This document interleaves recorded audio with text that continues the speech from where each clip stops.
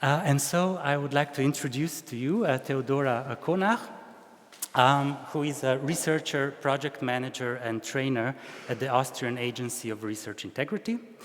She is leading the research and project-based work at the agency as a work package leader of 2 Horizon 2020 funded projects, Standard Operating Procedures for Research Integrity and Responsible Open Science in Europe. With a background in legal, social, and cultural studies, Teodora's interests lie at the intersection of organizational and critical management studies, implementation science, and research integrity and ethics. Within the open science movement, she is interested in legal and ethical challenges in emerging technologies and technology transfer, with particular emphasis on intellectual property rights and cultural rights of individuals and communities. Teodora, please. Thank you, Rock. Good morning from my side, and a very warm welcome too. It's really fantastic to be here also in this amazing building. I'm really honored and pleased to have this possibility to represent the Austrian Agency for Research Integrity today. I'm very much looking forward to our discussions, as I think that all topics on today's agenda, they're actually very important in supporting both excellent research, but also the well-being of the researchers. I will briefly talk about the institutional setting of the agency, our main tasks, and also the bodies involved. And then also I will continue with some of our policy-oriented actions and capacity-building activities here, both on national and international level. But first, just very briefly, so why research integrity? Why does it matter? And especially why now?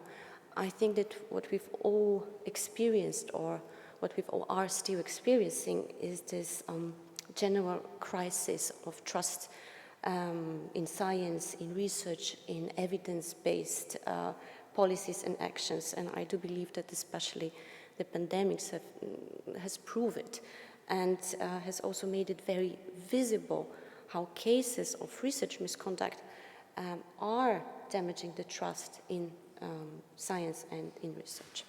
So what is actually the situation? Here there are some results of a not very recent, but one of the most important studies on research misconduct conducted by Daniele Fanelli and published in 2009.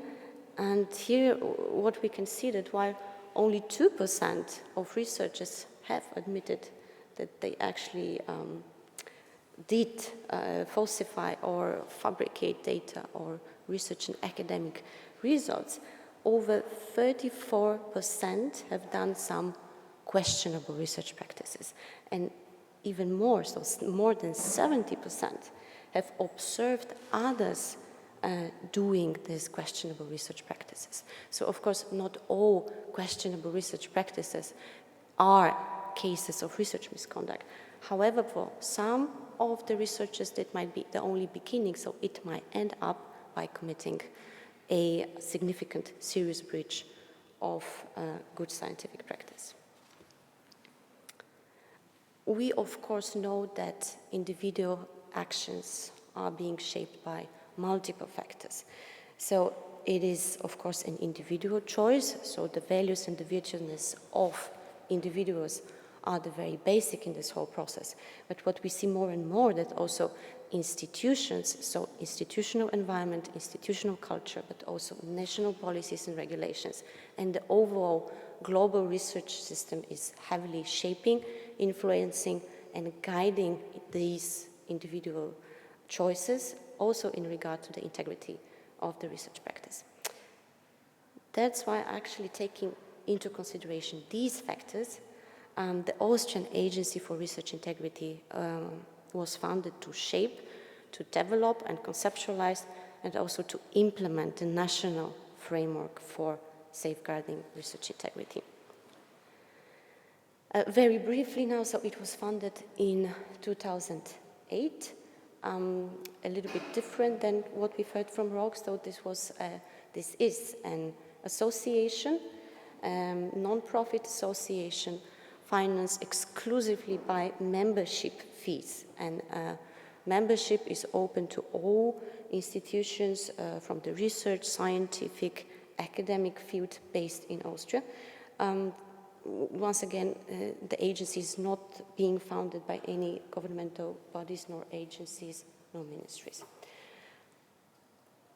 The main tasks of the administrative office, that is part of the agency, is to serve as a first point of contact. And here I would like to put an emphasis that it is open to all individuals. So individuals also not affiliated or not from member institutions can approach the agency. And secondly, the office is ensuring a professional and confidential communication between all parties involved. Because we all know research or alleged cases of research misconduct are very sensitive cases.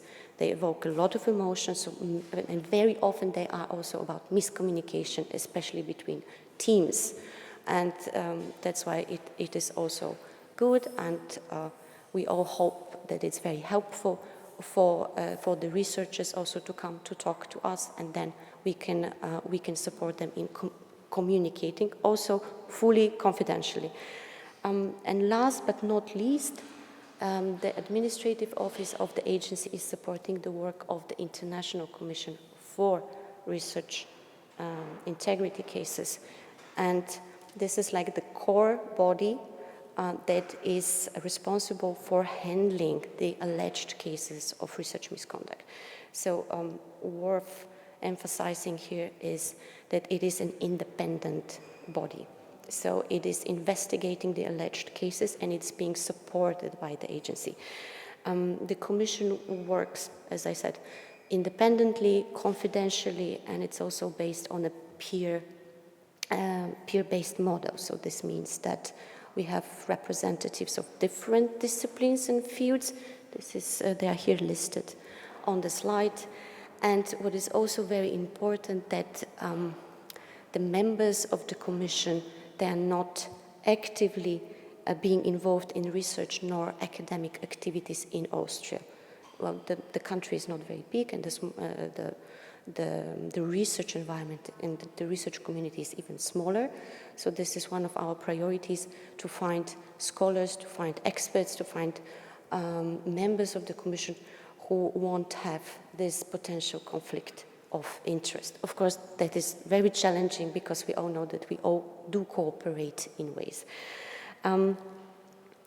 As I said, the Commission members, they are representatives of different disciplines, because from our experience, this is also very visible, how important it is to have this discipline related approach, because we all do research in certain ways, using certain tools.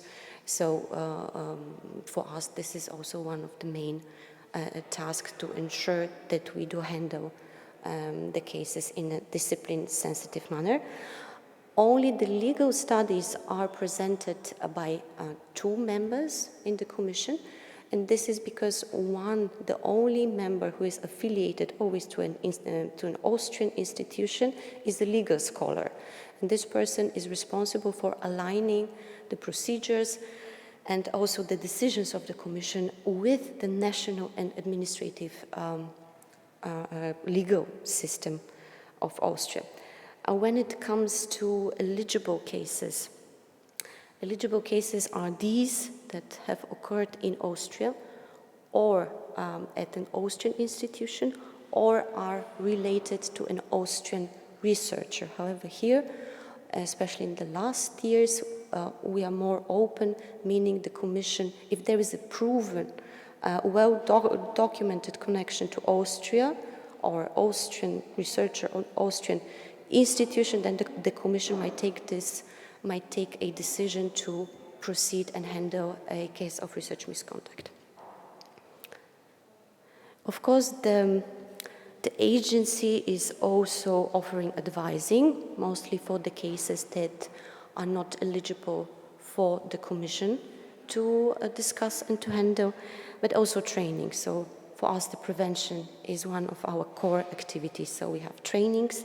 We have also developed a Train the Trainer program. And we have a project-based research team that I have the pleasure to lead. I would say that one of the crucial role in these last years of the agency was actually to actively shape the national, but also the European and partly even the international policy framework for research integrity. And here, one important, I think, comment from my side. We need to keep in mind that we are talking about soft law mechanisms when it comes to research integrity. That's different from ethics, when we have a lot of legal binding regulations. That's not the case for integrity. At least in Europe, in the United States, that's being handled a little bit differently. So within these soft law activities, the main goal of the agency is to align the national institutional guidelines, procedures, policies, and recommendations with the highest international standards of good scientific practice. So here, when it comes to the international level, and especially in the context of our meeting today, I think that the two most important international documents would be the Hong Kong Principles for Assessing Researchers from 2019, and the newest one, the Cape Town Statement on Fairness, Equity and Diversity in Research from 2022. I don't have the links, but I can then share it in the presentation. And for these documents, representatives of the agency were very much involved in the development and the revision of the text. When it comes to the European Union, the European level, so the most relevant document is the LEAS Code, a European Code of Conduct for Research Integrity. And that's a very important document, as this is the reference document for all beneficiaries of Horizon 2020 and now Horizon Europe programs. So all beneficiaries, all institutions and individuals should adhere to the principles of the good research practices listed by the ECOG. So this is what it's also on the website, on the slide here.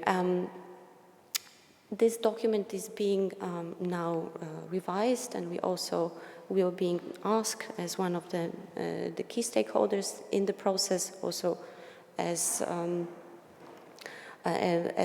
institution very much involved in all kind of EU-funded projects in the field.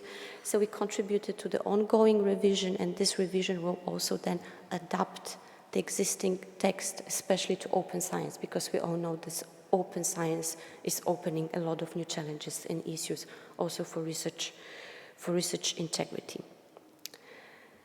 The agency has its own operational guidelines. There are some hard copies for you if someone would be interested. They're both in German and English. And the agency guidelines were co-created with the back then 37 members. And well, they were published even earlier than the European Code of Conduct, so already in 2015.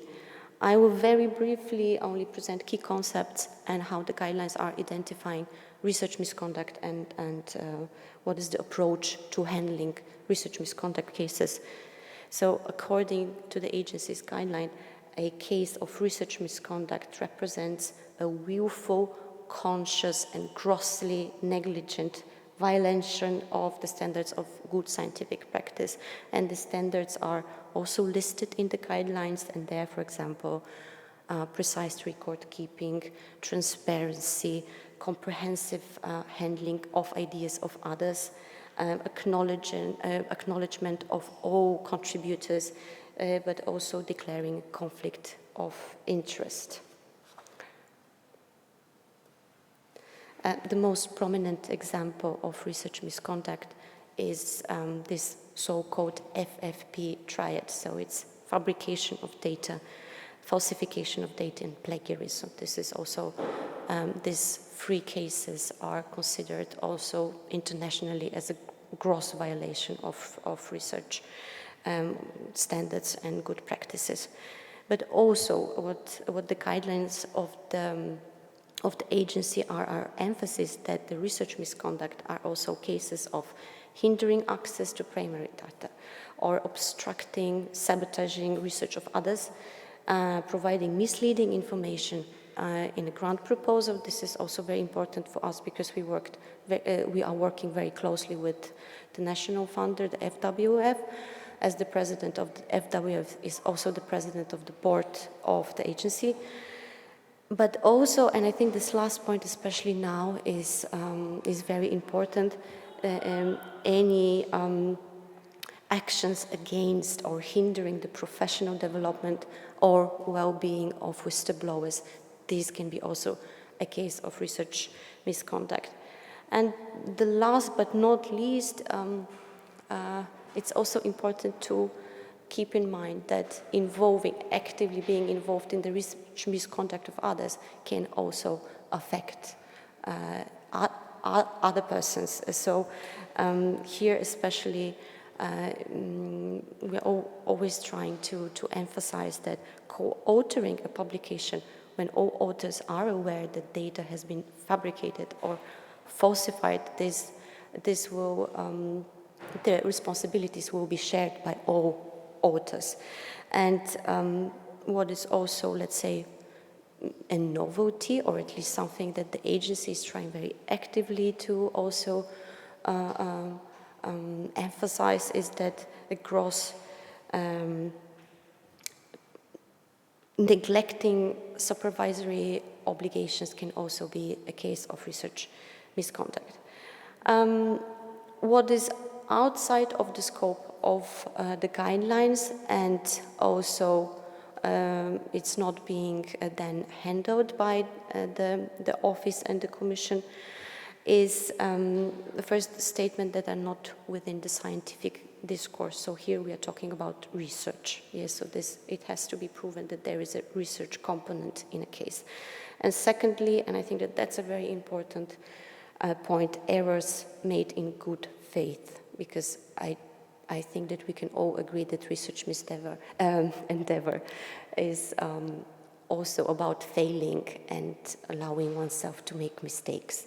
So the researchers should be reassured that this won't be punished in any way, right? Because like this, we can really hinder the research practice. So then we have this red line. So these are the cases that we do not consider because they are legally sanctioned. So when it comes to mobbing, sexual harassment, there are binding laws in Austria. So then persons are being urged to seek for legal advice. Lessons learned from the work of the Commission, the prevention, the trainings, also the research work at the agency. So how to really foster research integrity. And as I already mentioned, of course, we've started with identifying or conceptualizing it as an individual choice and how to foster this individual virtuousness of researchers, but now we actually see that the institutional setting is very important. So we need, of course, guidelines and norms and values to start with, but then we should translate it into concrete policies, and these policies even more into really actionable steps. And here I would refer to one of our EU-funded projects, the SOPs for RI, Standard Operating Procedures for Research Integrity, where what we've promised and what we've developed is a research integrity promotion plan. So that's a template to support and to help institutions with creating and strengthening a research integrity culture at institutional level. So how does it work? We have identified within our project major topics that institutions, and here both the research performing institutions but also funders, should approach in this kind of research integrity promotion plans. And then we also developed actionable steps to be taken by institutions. So our main idea for creating this kind of templates of a research integrity promotion plan and was to actually foster a different approach, meaning an approach that is research integrity per design. So to facilitate this shift, what we've seen that a lot of institutions they are taking only this kind of ad hoc actions. So there is massive case, a public case, and then the institutions are trying somehow to mitigate, to create these ad hoc policies and procedures that are mostly oriented on punishing, right, the researchers, let's say.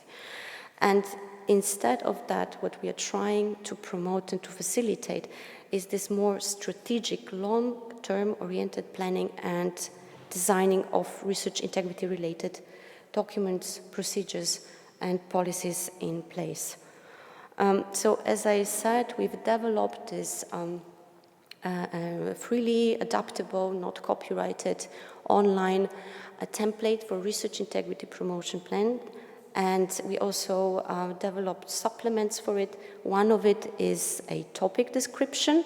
As I said, we have identified topics to be addressed in this plan.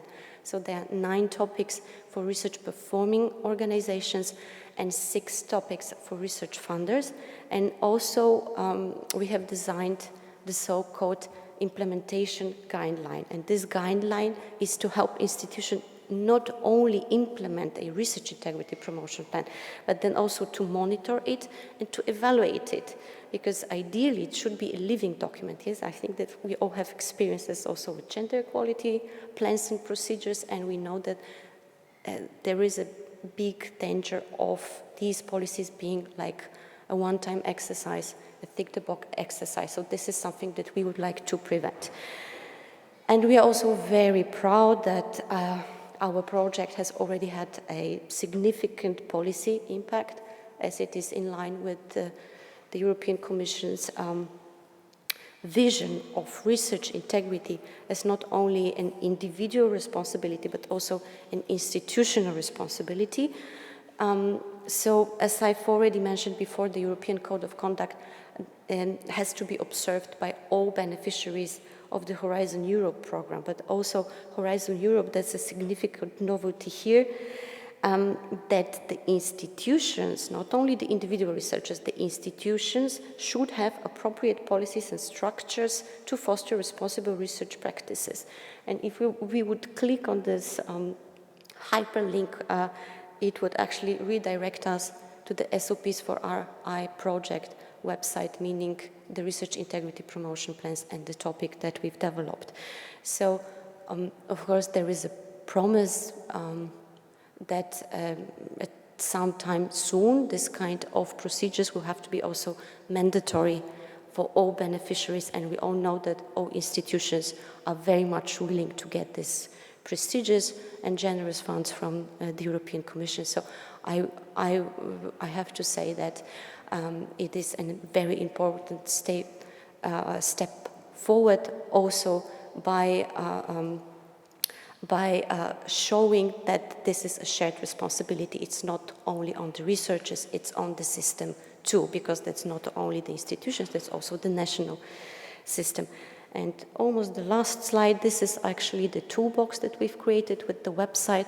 The project has very successfully ended in the last months, but what we've promised that the toolbox and the website will be available for at least 5 years. We will also we are committed to update it, and why I think that that's a very good tool for the institutions, it's because it's keeping the structure of the research integrity promotion plan. So what I mean, there are over 100 best practices, recommendations, checklists and guidelines here, but they are all designed and structured in a way to support the development of this holistic research integrity promotion plan. That's why you can see there are the 2 sections. This means that there is one section tailored for the research performing organization, and the other section is for research funders. And then we have the topics. These are the 9 topics here for research performing organizations. And then each topic is divided in subtopics. And then from the level of subtopics, one can go to the tools. And then the tools are also organized in a way that there are sets of guidelines, recommendations, and policies. And only from these, you can go to best practices. So we really put a lot of effort to try to support the institutions. And here I have to say that We were extremely lucky because we could pilot test and co-create, co-develop all the tools, and especially the research integrity promotion plans, with 15 institutions. There were both representatives of universities, academic and research agencies, bodies and institutions, but also research funders, and here we had both public and private. So overall, we do hope that what we are offering right now is a nicely structured, open, online accessible tool, and it will be also uploaded to the Embassy of Good Science website, which is supposed to be the hub for all EU-funded projects on ethics and integrity, and this site has a wiki functionality. So then we are really very much looking for your comments, for some sort of community interaction that we are trying to build also via this website. This was my last slide. Thank you very much for your attention.